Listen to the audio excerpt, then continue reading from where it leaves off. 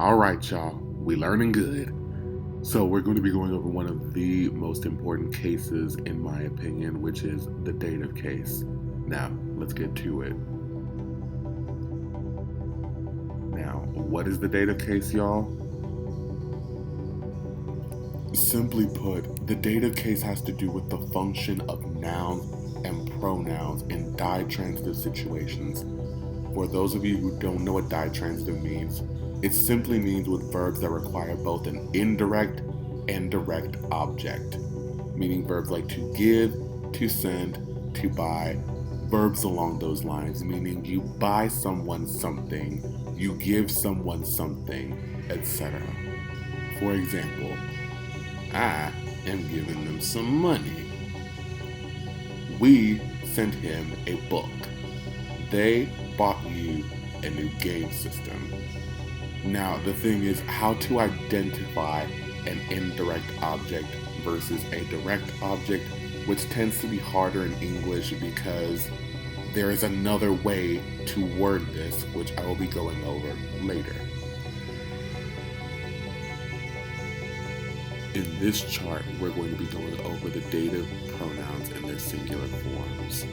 And a little fun fact, pronouns can also be called object pronouns when they are either in the accusative or the dative case. Now, as you can see in this chart, they don't really change in the accusative and dative form. However, what happens is in the dative case, they need to have a preposition. Now the dative pronouns in their plural forms. As you can see again, nothing changes between the accusative and the dative cases except for the fact that the dative case has a preposition.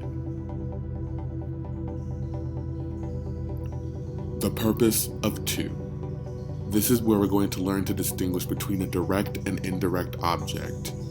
There are two ways to express the dative case in English that are both perfectly valid. However, as a result of one being used more than the other, many native English speakers get confused and don't know how to distinguish between direct and indirect objects. For example, I am giving them some money.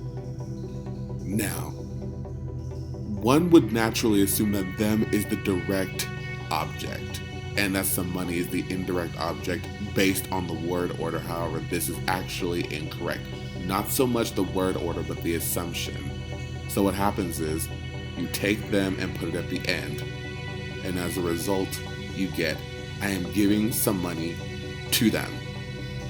To simply makes it easier to identify the dative case. So, we sent him a book. We could put that at the end and turn it into, we sent a book to him.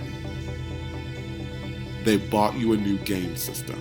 Again, you could take you, put it at the end of the sentence, and get, they bought a new game system for you. And no, this doesn't just apply to. It can apply to whatever preposition you use to activate, or rather to utilize the dative case. The dative versus the accusative. Now, the dative case must have a direct and indirect object in order to function.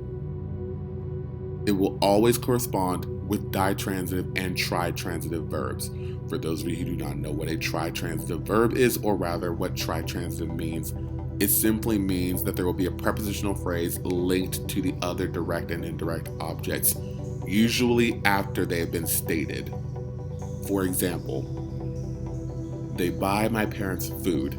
This is ditransitive because it only contains a direct and indirect object. I traded my brother my DVDs for his books. This is considered tritransitive because it has the direct and indirect objects followed by a prepositional phrase. He gave them gifts. This is considered ditransitive because it only has a direct and indirect object. We sell online educational services to the public for $10. This is considered tritransitive because, again, there is an I am so sorry. There is a direct and indirect object followed by a prepositional phrase. The accusative case can only take direct objects, and nothing, nada, can come between the verb and the object. For example, I'm holding 2 bags and a receipt. We have soup in the evenings. They ride the bus. All of these are direct objects because nothing comes between them and the verb.